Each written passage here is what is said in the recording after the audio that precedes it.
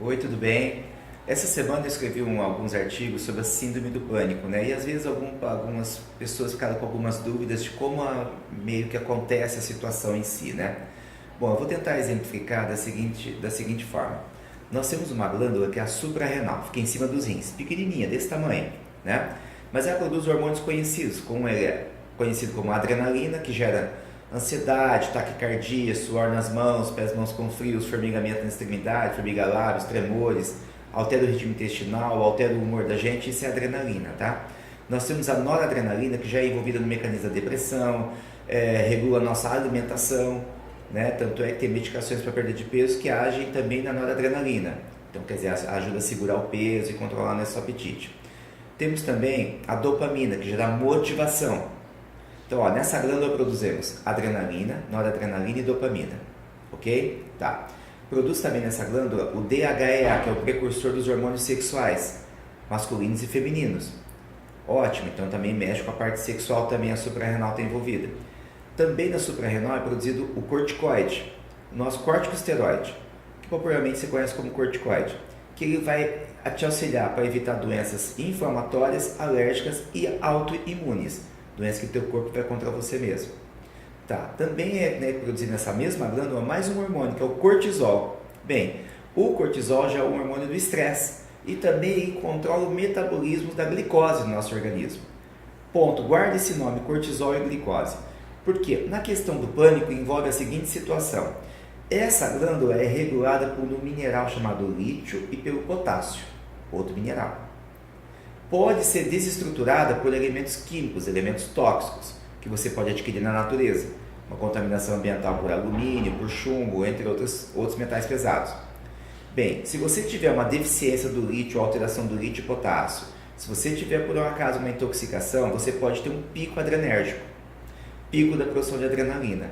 Quando dá esse pico, os sintomas se exacerbam muito. Ansiedade, angústia, pode dar falta de ar, começa a puxar o ar do nada, a pessoa começa a sentir nessa situação. E isso daí começa a gerar os transtornos, entre eles o pânico. Tá? É muito importante isso daí. Mas, como essa glândula também tem outras funções, então as pessoas começam a sentir outras sensações também, que teoricamente não estaria envolvido com o pânico, mas está envolvido com a glândula, que seria alteração do sono, pico sono à noite, acorda às 4, não dorme, demora para pegar no sono, perde a motivação, perde a vontade de sair de casa, isolamento social, isolamento emocional, né? Diminui o desejo sexual, começa a ter algumas sensações muito ruins. Então nós temos que entender que nós temos que definir uma situação do pânico e o restante que está envolvido nessa glândula, que são outros sintomas que estão associados à doença, mas não são em si a doença que esteja provocando, está associada a ela apenas. É importante falar novamente, então agora, eu vou voltar na questão da glicose, que as hipoglicemias reativas, elas desencadeiam o pânico. De que forma? A pessoa que já está com aquela sensação ruim, está angustiada, está ansiosa, com transtorno de ansiedade excessiva, né? Se tiver uma queda da glicose acentuada, que se chama de hipoglicemias, por uma alteração do quê? Pico do cortisol, liberação excessiva de insulina, cai o açúcar do sangue. Essa pessoa vai começar a ter sintomas de tremores, de uma sensação de angustiosa, de ansiedade, começa a suar e ela começa a achar que está entrando em pânico. E nessa sensação de achar que está entrando em pânico, ela acaba entrando em pânico.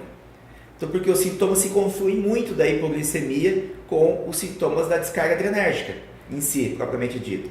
Então, essa é a importância fundamental quando a gente fala que quando as pessoas têm a sensação do pânico ou desencadeiam, normalmente estão associadas a fenômenos hipoglicêmicos, onde tem essa queda da glicose. É isso que eu busco particularmente falar para os pacientes. Olha, temos que tomar conta da taxa de açúcar no sangue, porque não você pode desenvolver essa situação. Isso quando o caso é a hipoglicemia desencadeando o pânico. Ok? Como a gente pode tratar isso? Existem minerais que ajudam no equilíbrio disso. Um é o cromopicolinato, o outro é o vanádio, que é um outro mineral muito importante, tem uma na sua composição, chama insulina simile, é muito similar à insulina, então consegue controlar a taxa de açúcar do sangue, né? E diminuir essa questão das hipoglicemias. Bom, é importante frisar nisso porque é essa situação que nós temos que controlar. O que eu procuro fazer no meu consultório é dosar isso tudo pelo sangue.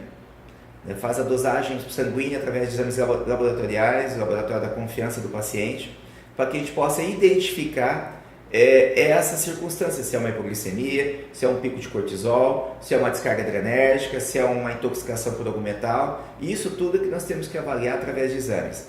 Então a dica que eu posso dizer para você é o seguinte, nessa situação do pânico temos que fazer exames bioquímicos para ter uma certeza dos fatores que podem desencadear, que não estão associados apenas a um fator, digamos assim, psicológico que ele esteja passando naquele momento. Tá? O fator psicológico também é um fator importantíssimo nisso, mas às vezes o sintoma físico ele pode ser desencadeado por uma alteração física e não psicológica. É importante diferenciar isso, né? Eu gostaria também de dar um adendo na questão da serotonina, porque a maioria das pessoas tomam remédios que são recaptadores de serotonina para o tratamento do pânico, porque na verdade às vezes os sintomas se confundem. Você vai tratar do pânico e só que ela está com sintomas de depressão junto. Então você toma um antidepressivo, ele acaba melhorando os sintomas do pânico, né? Porque confundem essas situações. Porque a serotonina também intervém na suprarrenal. É importante que ela tenha essa ação de intervir nessa glândula que é a suprarrenal. Por isso nós temos que avaliar caso a caso, onde existe o pânico, ou um pânico provocado por uma hipoglicemia, ou o quadro de depressão associado ao pânico. Tá? Então é muito comum as pessoas falam assim, eu tenho uma depressão pânico, tenho um pânico com depressão. Então nós temos que identificar quais são esses pontos chaves. E novamente eu uso também a dosar a serotonina pelo sangue. Tá? Você tem condições de fazer a dosagem dela, para que você possa também instituir a reposição, porque na nutrologia, o médico nutrólogo em si, né, ele tem que verificar se existe algum aminoácido derivado de uma proteína da alimentação que possa intervir positivamente no tratamento. Nós temos que buscar ali na questão da alimentação, alguma situação que pode desencadear, como eu falei agora há pouco, o uso do cromo, que é o mineral, do vanádio, que é o mineral, do lítio, que é o mineral, né? O uso de algum outro artifício, como um aminoácido como triptofano, como a taurina, coisas que vão interferir positivamente nesse tratamento seu. Tá? É legal a gente identificar pelos exames que o paciente que vê, talvez ele se sinta mais seguro e essas situações de crise de pânico começam a ficar mais amenas e até conseguir uma cura total.